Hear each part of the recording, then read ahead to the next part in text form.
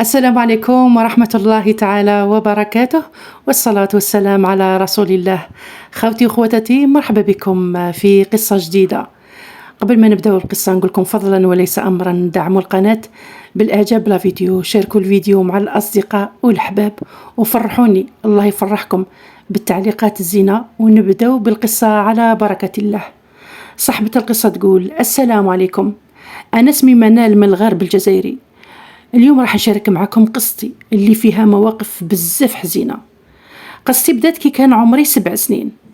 أنا عشت طفولة مشي كما البنات الآخرين، وهذا بسبب الظروف اللي كانت عائلتي عايشتها. عائلتي فيها 6، الوالدين وزوج خوتي ذكورة كبار علينا، ومن بعد تجي أختي ومن بعد نجي أنا، يعني أنا الصغيرة كامل. عشت ظروف مادية صعيبة بزاف، بابا ما كانش يخدم وما كانش كافينا، بس الحمد لله على كل حال. كنا نسكنوا في بلاصة فيها غير الناس اللي موش ملاح، اللي فيها السحر والشرب ودواوات. بما أننا كنا ساكنين في بلاصة كيما هكذا، سحرونا وحكمتنا العين. نرجع لموضوعنا. أختي لينا اللي كانت كبيرة عليا كانت تقرا في السنة الثانية ثانوي. خويا حبسها بسبب أنها ما كانش تقرا مليح وكانت تصاحب في البنات اللي موش ملاح.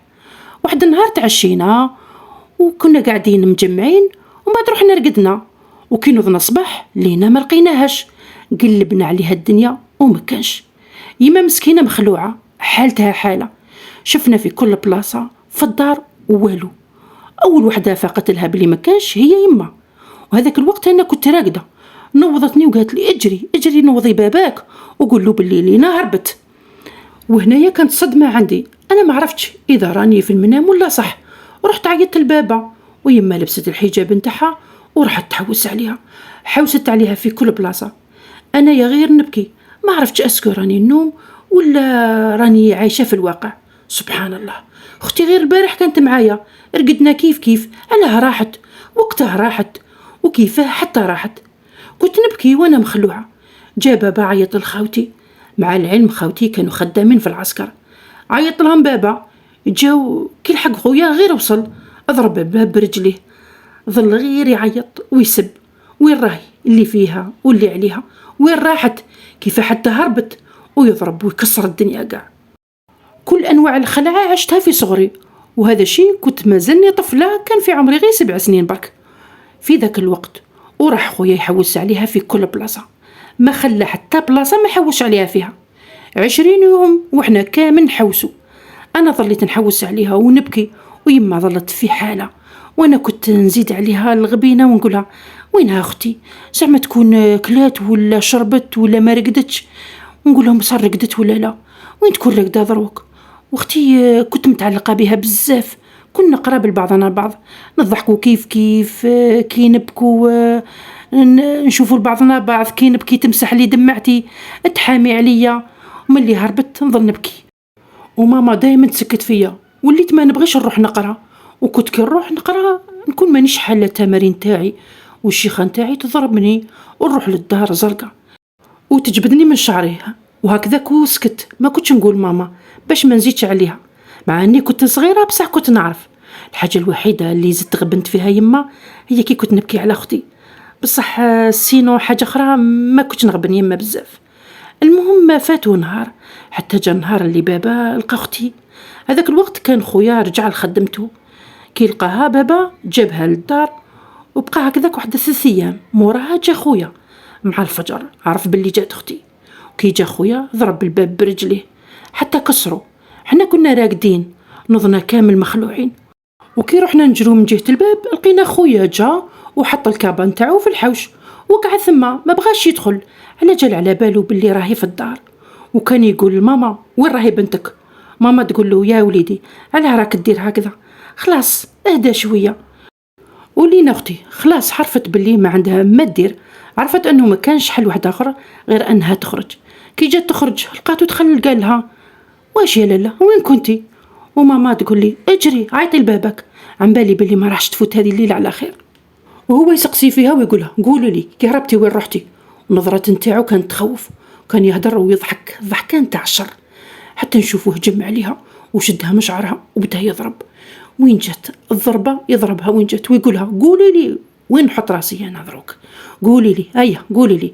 وراح جاب المونش تاع البالي وبدا يضرب فيها حتى وين تكسر عليها، وكي تكسر بدا يضربها بزوج. هذاك اللي تكسر على زوج بدا حاكم واحد منه واحد يضرب ويعيط، والجيران كامل بداو برا قاعدين يقرعجوا، وعارفين كي يسمعوا الحس يبغوا يدوا الاخبار ويستشفوا فينا كامل. عجبهم الحال، وانا بقيت نشوفه يضرب وما كاش اللي تفكرني. وماما مسكينه كانت غير تسلك، بصح والو ما قدرتلوش. بصح واش دير، الله غالب. هذيك قوه تاع الرجال ماشي راح تقدر توقف في وجهه. قوه الرجل وقوه المراه ماشي كيف كيف. هما في هذه الحاله والحاله مخلطه. حتى نشوف في خويا جبد الموس وكسلها على السرير اللي كانت ترقد عليه، كان راح يذبحها. وانا هنا كنت نعيط باعلى صوتي، وليت نبكي ونشد في راسي، وكان راسها يتجعلل على السرير، وكان شاد الموس بيذبحها به، وهي كانت تبكي غيب السكات. وهنا مزيه جات جارتنا وبعداتو عليها، يعطيها الصحه وبارك الله فيها. كي بعد شداتو يما من يدو، وهو كان شاد الموس ودارت الموس على كرشها وقالت له اذا حبيت تقتلها اقتلني انا الاولى. هنا خويا طلق الموس وبدا يبكي. خويا هنا هو حنين بزاف، حنانتو وحدها، وقال لي يما شوفي شدارت لنا، شوفي طيحت لي راسي في الارض. وما طاحت معاه وبدات تبكي. كنت اول مره نشوف خويا يبكي. فات وقت كبير على الحكايه، واختي كل ما يجبدوا لها على سوجي تسكت، ما تبغيش تهدر. هنايا خويا الاخر ما جاش، كان كل مره يسقسيها يقولها كاش ما كاين، كاش واحد راه يهدد فيك، وهي تقول له لا لا لا لا. يقولها قولي لي، لا كان واحد يخوف فيك قولي لي. هي تقول له والو، ما كاين حتى واحد. يقولها البنات صحاباتك هما سبتك، تقولوا لا لا. يقولها مال عليها روحتي، تقول له هكذاك برك. يقولها كيف هكذاك برك، تحوسي تهبليني؟ وديما يحكي معاها ويقولها يا طفله راني نحكي معاك بالعقل، اهدري واش كاين. بصح هي والو ساكته، ما كانت تقول ولا شيء. كانت كي يرجعوا للخدمه تزيد تعاود تهرب، مرات تقعد 20 يوم، مرات شهر، كل مره وكيفه. وتروح وحدها وتولي وحدها. كل ما تولي تقولنا اسمحوا لي الله غالب، ما نقدرش نقعد هنا في الدار. ونقول نشوف الدار دائما ظلمه. احنا ما عرفناش حنايا شنديروا. بابا قالنا لازم ندوها عند الراقي، وكي ديناها قالنا باللي راهي مسحوره، وباللي مازال الحجاب اللي داروه لها معلق في الشجره، وباللي هو السبب اللي راح يخليها تهرب من الدار. قال له بابا نجي نديك هذيك وين كاين الحجاب وقلعونا. بصح الراقي قال له راني مريض شويه، قال له صبر عليا حتى نقدر نمشي وحدي ونجي انايا. فاتوا الايام وفاتوا العوام، ولينا مازالها تهرب، وكل مره كيفاه، وكل مره وقتاش. نعسوها في النهار تهرب في الليل، ونعسوها في الليل تهرب في النهار. بصح مع الوقت بدلت في الهربه نتاعها. واحد النهار دخلت للدوش وقفلت الباب، وحنا رانا دايرينها باللي راهي داخل بصح ما سمعناش الحس تاع الماء. قالت لي يما واش بيها اختك، حسها ما كانش، زعما داخت في الدوش ولا واش كاين. وزادت قالت البابا، قالت له كسر الباب، بصح كي كسروا ما لقيناهاش، وما لقينا حتى الماء اللي كانت راح تدوش به. لقينا غير حوايجها اللي كانت لابستهم وصاي. يعني قفلت الباب وبدلت الحوايج اللي كانت راح تلبسهم بعد ما تدوش، وخرجت من الطاقه نتاع الدوش. ايه العقل ما يتفكرهاش هذه الفكره. ماما تحوس وبابا يحوس، كامل خرجوا من الدار وبقاو يحوسوا، غير انايا بقيت واقفه في الحوش برك، والبيبان كامل كانوا مفتوحين. وانا هنا عاودت دخلت في نفس الحاله الاولى، نتفكر باللي عندها دقائق ملي كانت معايا، وضرب برك كنا نضحكوا كيفاه راحت وعلاه راحت. مع العلم كانت تبات عند جداتي، وكانت تخرج مع عمتي، وعمتي كانت ديما تديها معاها للسوق، وكانت تعرفها على رجال، شوفي فلان شوفي فلتان. وكانت حتى تخليها تهرب وتكذب علينا وتقولنا راهي هربت اليوم، ما على باليش وين راحت.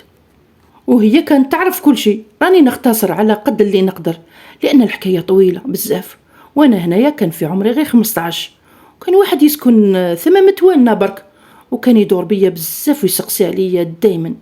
جاب العام هو على ذاك الحال، وكل مرة واش يقول لي، بصح انا نرفضه. بصح جا النهار اللي قبلت به، مع اني مانيش من نوع تاع هذوك البنات اللي خموا في الزواج وفي الرجال، بالك بسبت الظروف اللي عشتهم، بالك الظروف نتاع والدية على خاطر كانوا كل يوم يتدابزوا، بالك بسبت الظروف المادية. المهم تعرفت عليه وانا مانيش عارفه حتى كيفاه صرات. كنت نهضر معاه دايما وتعلقت به، ومام هو ثاني. حتى في واحد النهار كنا متدابزين وكان يجي عندنا في الطريق وكان يهدر معايا وكان دايما يدلي في التبهدل قدام الناس. بهدلني. رحت لدارهم وقلت ليمه يا خالتي وليدك راهو يدير لي جاس ماهمش ملح في الطريق، قولي له يبعدني. صاي قولي له يخطيني. قالت لي كي يجي باباه راهو يهدر معاه. انا طلعت للدار باش نفطر ونقرا. هذاك النهار كنت راح نقرا على الزوج حتى نلقى سيخونا يستنى فيا. جبدني مذراعي ثمك بالقوه وقلت له واش بيك بالعقل عليا واش تحق مني؟ قال لي علاه رحتي عندي ما وهدرتي معاها؟ علاه انا جيت لداركم كاش ما قلت عليك. قلت له بويسك انت ما تفهمش بعد ما طريقي وما تزيدش تخرج لي. هدرت معك شحال من مره وما بغيش تسمع هدرتي وكل واحد يدي طريقه وصاي. وخليته ودخلت نقرا وقريت هذاك اليوم وخرجت. كي خرجت لقيته يستنى فيا بصح هذه المره ما هدرش معايا، ابقى غير يشوف فيا برك. كان كل يوم يجي من الطريق اللي نقطع منها يشوفني ويروح. حتى واحد الليله عيط لي ريبونديت عليه وصراحه انا فرحت كي شفت النيميرو نتاعو. كي ريبونديت عليه قلت له وي. قال لي راكي مليحه؟ قلت له الحمد لله. قال لي وقيلا نسيتيني. انا سكت ثم قال لي معليش وبدينا نحكو عادي. في وسط الحديث قال لي توحشتك يا منال. ثم زدت سكت ما لقيتش واش نقول له. قال لي والله ما على بالي واش درتي لي. انا صراحه كنت نبغي نهضر معاه على جال يفهمني بزاف. كنت نحكي له كل شيء، كان هو الملجأ الوحيد نتاعي. وكانت ماما شحال مرة تفيق لي نهضر معاه وتقول له ما تزيدش تعيط لها وكان يبقى يعيط لي. وماما نفهمها بويسك من لينا كانت تخاف عليا، كانت تخاف اني ندير كيما هي. المهم واحد النهار قال لي نقول يما عليك. قال لها. قالت له غير هذيك الطفله لي لا. قال لها علاه لا. قالت له كيفاه هي جات شكات لي منك ومن بعد تقول لي غير هي اللي نديها. هاوه وتزايدوا مع بعضهم في الهضره حتى قالت له دعوه الشر عليك اذا بقيت تهضر معها. وما بغاش يقول لي بصح حسيته بدا يجبد في روحه عليا وكي نسقسيه يتهرب. حتى واحد النهار قال لي بلي ما بغاتكش يعني انت هي السبب. قال لي بلي لازم نحبسه. هنايا قلت له هاكا تسمح فيا؟ قال لي الله غالب دعاوي الشر نخاف منهم. وهو يا خاوتي كان قادر يفهمها غير بشويه حتى تقول له ايه. كان قادر يشوف اي حل واحد اخر غير الحل تاع الفراق. عشت معاه نهارات شابين بزاف. كنت كيما ناكش يشري لي. كان يجي عندي للطاقه نتاعي ويقول لي راني جيت نطل عليك. فوت معاه 3 سنوات وخلاني تعلقت به واحد التعلق ما تصوروش. بالك بزاف منكم يلوموني، بالك بزاف منكم راح يقولوا لي علاه وكيفاه، بصح الله غالب هذا مكتب لي ربي. بكيت بزاف لدرجه ان كنت ندوخ وكانوا يدوني للسبيطار. كنت عايشه في ضغط كبير. وهو كي سقسيت عليه قالوا لي باللي راه يشرب الشراب ومشى في الطريق الحرام وكان يعيط لي بالماسكي يسمع صوتي ويكوبي. وكتب ربي ورحلنا من البلاصه هذيك كما تقول ماما رحلنا من مدينه الشر. صارت احداث ما ذكرتهمش على السحر والشعوذه وعلى الشيء اللي لقيناه في الدار. كنا نشوفوا حوايج بزاف غريبه. الله غالب الوقت ما يكفينيش باش نحكي كل شيء. المهم رحلنا. في الاول كانت صعيبه باه نتاقلموا في الدار الجديده بصح انا فرحت سورتو مانيش رايحه نزيد نشوفو هكذا باه ما نشوفو ما يضرني قلبي.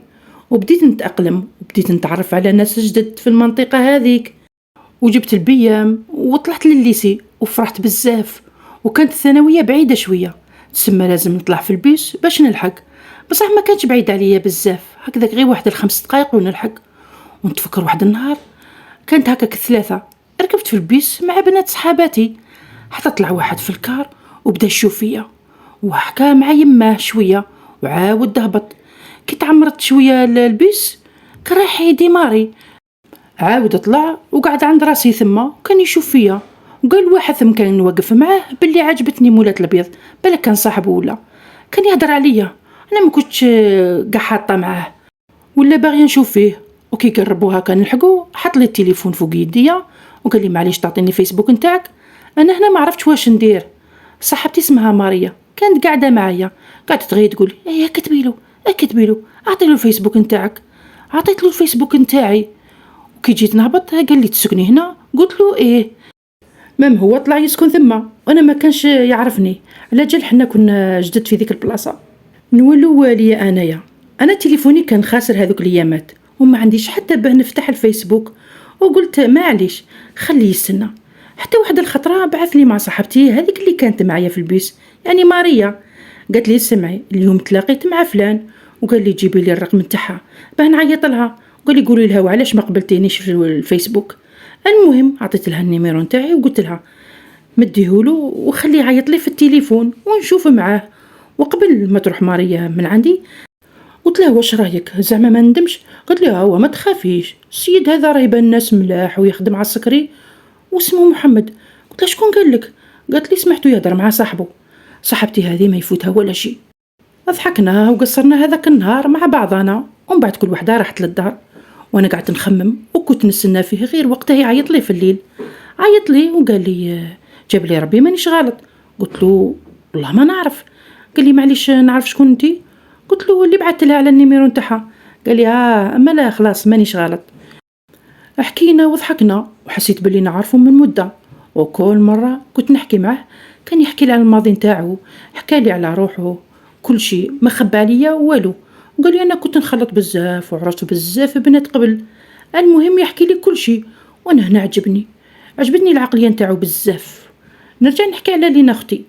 لينا كيما كان الحال جات وديما نعسوها، وماما ما تهناتش كامل حتى كي تدخل ثم حاشاكم للتواليت والله تعسى. حتى جا واحد والله ما على بالنا كيف عرفاتو كان باغي يخطبها، وحكات الماما عليه قالت لها ماما معليش.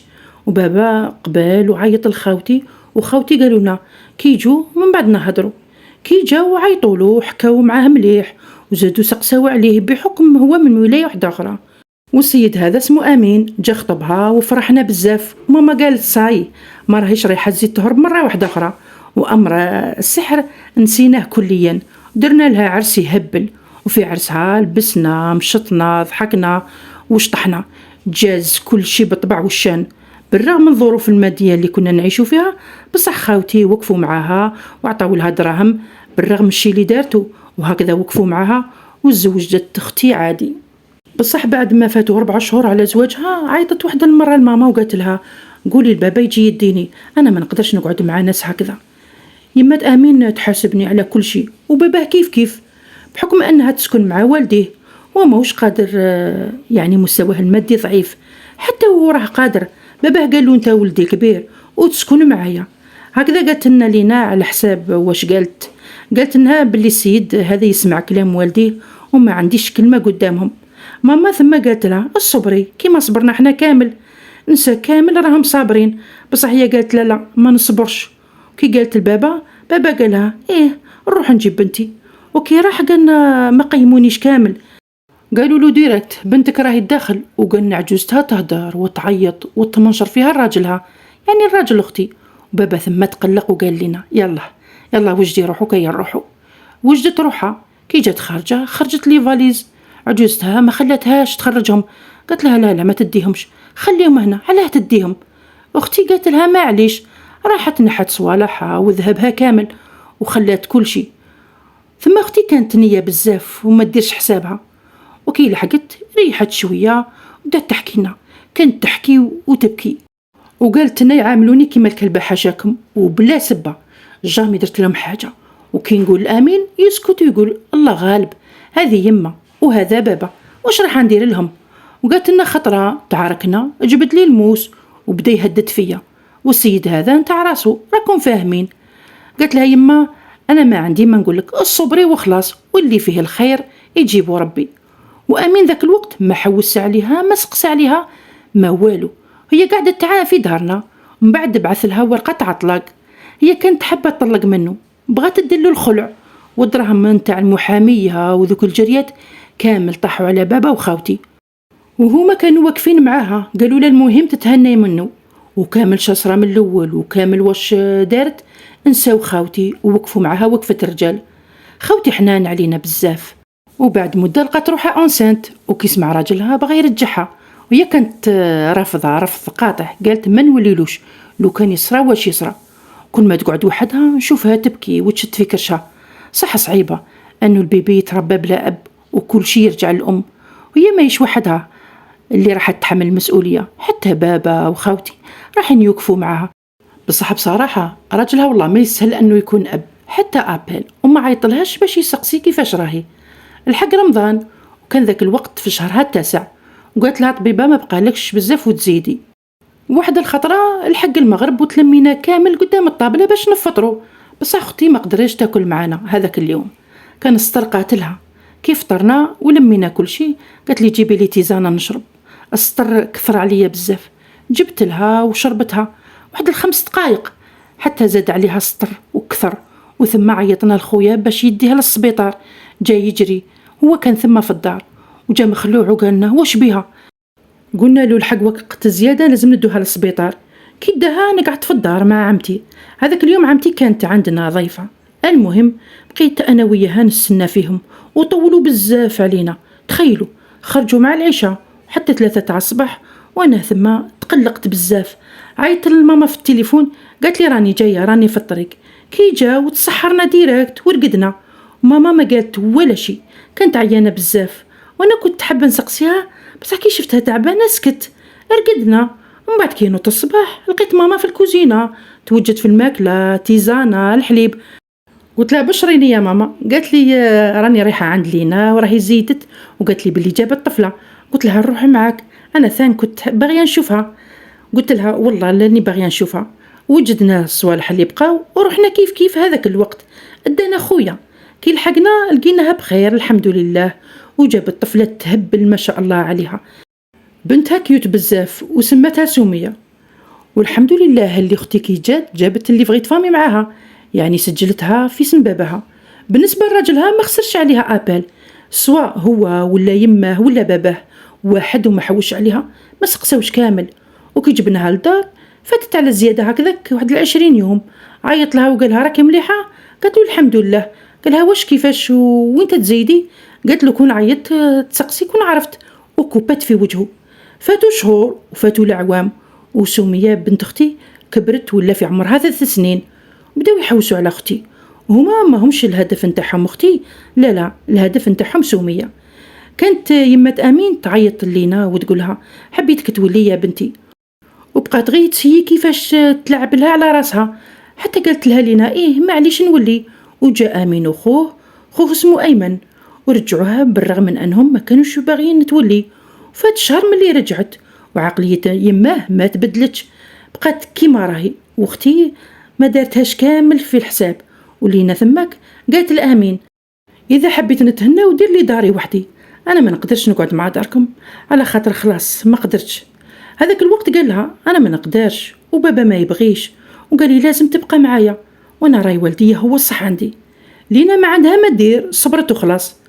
حتى جا النهار وين قال لها لينا انا نديك لداركم انتي عيشي حياتك وانا نعيش حياتي هنايا.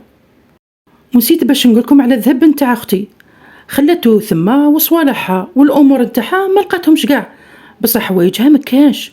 كي سقسات عجوزتها نكرتها في الوجه، قلت لها انتي ديتيه. كي حكات خطره مع جارتها ثم هذه الجاره قالت لها علاه ما سمعتيش راجلك واش صرالو؟ قالت لها لينا علاه واش صرالو؟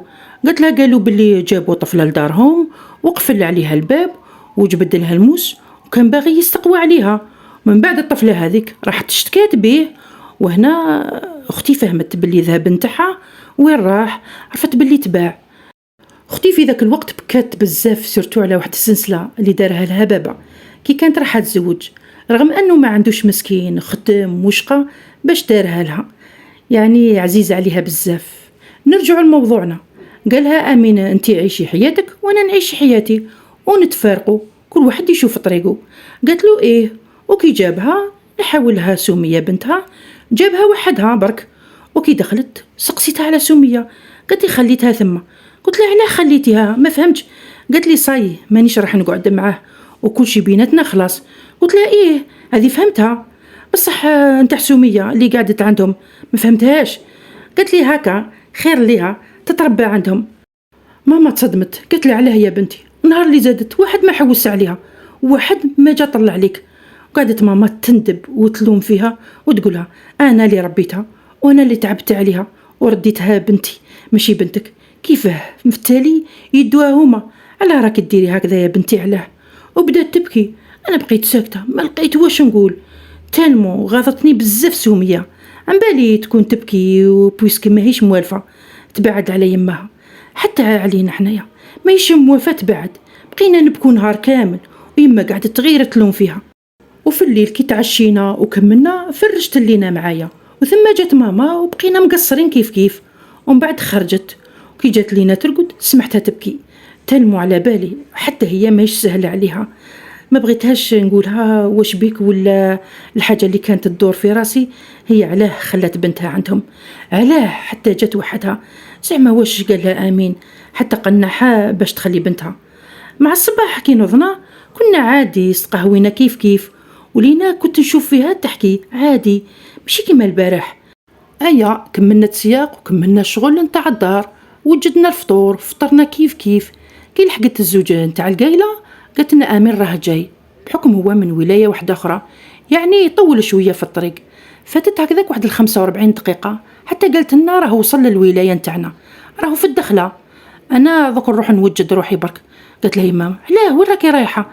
يا اخي راهو جاي للدار. قالت لا لا لا لا, لا. راح نتلاقاو برا. وجبدت التليفون وبقت تحكي معاه، وكانت غير تهز في راسها برك وتقول ايه ايه وصاي. كي كملت الهضره معاه وكوبات راحت وجدت الفاليزه تاعها وحطتها. ماما شافت فيها وقالت لها يا لينا وهذه وعلاه يا اخي قلتي خلاص نتلاقاو ونحكو خلاص. قالت لا لا لا، قال لي نجي نديك تقعدي شويه مع سميه، ومن بعد اذا حبيتي نرجعك. هنايا بدينا نشكو كيفاه تصرى هذه، مو حال تصرى. كيفاه من الاول يقولها خلاص بيناتنا ومن بعد يرجعها يامات. انا ما فهمت والو والله. حتى ماما بدات تتقلق وبدات تخاف. قالت لها خلاص ادي معك منال. قالت لا لا لا. قالت لها ماما شوفي يا تدي منال يا ما كاش مروح. ورحت معاها وهي كانت مقلقه ما كانتش مرتاحه خلاص. كي لحقنا لواحد الطاكسي قالت لي شوفي ولي انتي للدار. قلت لها علاه وين راهو امين؟ قالت لي مانيش رايحه معاه وما تقوليش لماما تعيشي، خليني لازم نروح نجيب بنتي. ولي انتي للدار وما تقولي لماما والو. انا هنا ما قدرت ندير ولا شيء، عقلي فشل خلاص حسيته حبس. ركبت في الطاكسي وراحت، وعلى بالي بزاف منكم تلوموني وبزاف منكم راح تقولوا لي علاه خليتيها تروح وحدها. صح كاين 1000 طريقه باش ما نخليهاش تروح وحدها، بصح الله غالب. انا خممت كيما هكذا، خممت نخليها دير الشيء اللي راهي باغياته. وكي رجعت للدار لقيت ماما عند الباب تقول حست. قالت لي وين راهي لينا؟ صح امين هو اللي داها؟ قولي صح ما تكذبيش. انا شفت فيها وما قدرتش نحكم في نفسي، بديت نبكي وقلت له راحت. قالت لي وين راحت يا طفله انطقي؟ قلت لها هربت وانا ما قدرت ندير لها ولا شيء. ماما هنا هجمت وقالت لي هاكا ربيتك تكذبي عليا. قلت لها يا ماما نحلف لك وربي ما كان على بالي بلي رايحه تروح، والله ما قالت لي حتى وين راهي رايحه. قلت لها عيطت للطاكسي جادها وصاي، هذا واش شفت وهذا واش على بالي به، بصح وين راحت ولا كيفاه ما على باليش. ماما بدات تخبط في رجليها وتقول يا يما بغاو يقتلوني، يا يما بغاو يبهدلوني، يا يما بغاو يهبلوني. قولي علاه يا بنتي علاه تحرقي لي في قلبي. لو كان ضربتني هذاك الوقت وما قالت ليش هذه الهضره، حرقتني في قلبي بالهضره هذيك وتقولي كون غير لبست ملايتي وجيت معاكم، لو كان جيت معاكم ما خليهاش تروح. ماما ولا تتجاهلني وما تهدرش معايا في هذاك الوقت. اما بابا كي سمع بالحكايه جالي وقال لي هكاك يعطيك الصحه يا الفحله، وشاف فيا بنظرات تاع زعاف بزاف، وهذيك النظره مخلطه معاها هذيك الخذلان. تمنيت تكون تنشق الارض وتبلعني، تمنيت تكون يرجع الوقت اللور، كون صحت الغلطه تاعي. صح صاي طفرت. عيطت لها ماما وريبوندت عليها وحكيت معاها عادي، تحسبني ما قلت لها والو لماما. قلت لها واش راكي يا ماما راكي مليحه؟ من ثم ماما قلعت لها بالعياط. قلت لها هكذا تكذبي عليا، هكا تقولي امين جاي يديك؟ علاه يا بنتي علاه تكذبي عليا؟ علاه حبت تقتليني؟ قولي. وهنا كي عرفت بلي ماما على بالها كوبات ودارت الكود وبحثت لي ميساج وقالت لي علاه قلتي لها؟ قلت لها ماما اذا كاش مصرى لها تكون بسبتك، اذا ما رجعتيش للدار قادر يصرى اي شيء، ارجعي للدار. انا خلاص وليت نشوف الدار مقبره. تخيلوا روحكم بعيد الشر، واحد يكون معكم في الدار ومن بعد يهرب. الشعور هذا ما يعرفوا غير اللي عاشوا. ماما مسكينه غير حاطه يديها على خدها ودموعها يطيحوا، كانت تبكي بلا صوت. كي شفت حالتها تمنيت نموت وما نشوفهاش هكذا. وكانت تدور في دارنا واحد الظلمه والسكات والكآبه، كان الحزن مخيم في الدار سيرتو كي يجي الليل. واول ليله كي صرا هذا الشيء ماما ما رقدتش، بيت تخمم. وانا كي جيت نحكم بلاصي شفت بلاصه لينا، بكيت وبكيت حتى شبعت. كنت نبكي ونقول علاه يصرى فينا كيما هكذا، علاه لينا دارت كيما هكذا. ما حسيتش مع روحي حتى لقيت روحي رقدت، وكل يوم نفس الشيء، وكل يوم نفس النكد ونفس الظلمة. كان غير ربي سبحانه اللي يعلم بحوالنا. فاتوا اليامات والشهور ودخل الشتاء.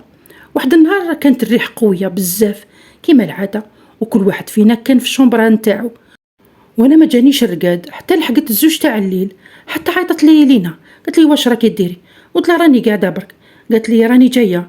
شحال فرحت كي قالت لي هكذا، نط نطير من بلاصتي ورحت نطبطب على ماما. فتحت لي وقالت لي واش كاين؟ قلت لها لينا راهي جايه. هي ثم صح فرحت، بصح من بعد عاودت فكرت ولات تبكي. بقينا نستناو فيها حتى لحقت 3 هكذاك. طفله مكاش. بعثت لها ميساج، قالت لي مازال ما لحقتش. قلت لماما راهي مازالها بعيده، الصبري برك. قالت لي خلاص هنا نرجع نرقد، وديجا عليها نستناها. جات من العمره ونفرح بها ونستناها. راحت ترقد وبقيت هنايا وحدي نستنى فيها حتى داتني عيني ورقدت. وفي هذيك الرقده شفت منام باللي لينا راهي جايه وتبكي وقاعده تقولنا اسمحوا لي بزاف اسمحوا لي، وكانت تبكي بحرقه. نضت وانا مخلوعه من ذاك المنام حتى سمعت طبطيب في الباب. هذاك الوقت كانت هكذاك 4. ماما ناضت ما كانتش راقده، ورحنا فتحنا لها الباب. لقيناها مشمخه، كانت تطرعش من البرد، وكانت في يديها فاليزه وكابا، ومن الريح والبرد الخمار تاعها طاح لها. كي شافت ماما عنقتها ورمات روحها في حضنها. ماما تبكي وهي تبكي، تقولها يا ماما خلاص راني جيت تسمحي لي. هي صح كانت زحفانه ماشي اللي دارته، بصح كي شافتها بهذيك الحاله غضتها بزاف. جبنا هكذاك واحد النص ساعه وحنا في الباب نبكو. من بعد دخلنا، قالت لها ماما وين كنتي؟ قالت لها صاحبتي عندها دار في الصحراء هي ويمها واختها. رحت لعندهم والله يبغوني وكانوا دايريني كيما بنتهم. قالت لها ماما علاش واش كان خاصك معانا هنا؟ كاش نهار طلبتي حاجه قلت لك لا لا؟ كاش نهار توجعتي وما ديتكش للطبيب قولي لي علاه راكي ديري هكذا علاه؟ قالت لها ما على باليش، نحس بواحد يقول لي هربي من الدار هذه وروحي لاي بلاصه، المهم ما تقعديش هنا. والله ما نفيق بروحي حتى نلقى روحي برا. من بعد ندم، ما على باليش حتى واش ندير. فاتوا يامات ولينا ولا تتخيل صوالح كيما قطك حل مثلا فوق فراشها، تتخيل عباد يشوفوا ليها ويضحكوا، تتخيل هكذا كتبة بالفرنسي يعني كتبات تكتب قدامها. عشنا معها الرعب بمعنى الكلمة. فات عام على ذيك الحالة وما حوستش على بنتها ما والو. حتى آمين كي هدرت معه كان هامل، كان يظل في بلايص اللي مشي ملاح والسهرات والبنات. المهم ولا ما على بالو لا بيماه لا خاوته لا باباه وعائلته، هما اللي كانوا قايمين ببنتها. زادت قعدت لينا عندنا، من بعد هربت ولات للصحراء، وخاوتي حلفوا لها باللي والله ما تولي للدار صاي كرهوا منها. وهي كانت باغيه تجيب بنتها وترجع للدار، بصح ما كاش امل. كي تهبط من الصحراء باش نتلاقاوها برا، وكي نتوحشوها نعيطوا لها وخلاص. دروك عندها 5 سنين ملي راحت من الدار، وسمية كبرت وراهي تقرا. مرات نهضر مع خو امين زعما باش يبعث لي تصاور سمية، نسقسي عليها دائما. بالنسبه لمحمد كان واقف معايا نحكي له كل شيء، سيرتو كي تعمر قلبي نفرغ قلبي ليه، ادعوا ليه ربي نكمل معاه في الحلال. بالنسبه لخويا تزوج ولينا ما حضرتش العرس نتاعو. بكيت بزاف عليها، سورتو كي كانت تقولي ابحثي لي نشوف. كانت باغيه تشوف العرس كيفاه يفوت، الخطبه كيفاه فاتت، ما كانتش باغيه حتى حاجه تفوتها. تمنيت تكون اختي تكون معانا، وقصه السحر اللي كان في الشجره مازالوا فماك، ولا واحد بغى يرقي لها باش يتفك هذاك السحر. وانا نشوف باللي هذاك السحر هو اللي كان سببها. هذه هي قصتي، واذا ولات لينا للدار ان شاء الله راني نعاود لكم الجزء الثاني. نقول لك يا منال كي انتي كي اختك كي العائله تحكم موكلوا ربي على السحر، لان السحر يدير كلش. وراكم شايفين المقابر واش راهم يلقاو، تصور فيهم واش هم يكتبوا. حسبي الله ونعم الوكيل. هذا واش نقول. واختك صح نورمالمون تشدوها وتزيروها اكثر، مي السحر واعر، يعني تتخيلوا منه كل شيء وتتوقعوا اي حاجه تجي موراه. حسبي الله ونعم الوكيل. وربي يشفي كل مسحور، وربي بعد البلاء على كل دار وعلى كل بنت وعلى كل رجل. يعني قادر بالليلة ونهار تتبدل حياتك على جال إنساني غير ويحسد. نقول لكم هنا قصة اليوم كملت. نتمنى إن شاء الله تدعموا القناة بالإعجاب لا فيديو، وشاركوا الفيديو مع الأصدقاء والأحباب باش يوصل الفيديو لأكبر عدد من المتابعين. الله يحفظكم ويبعد عليكم ولاد الحرام. مع السلامة.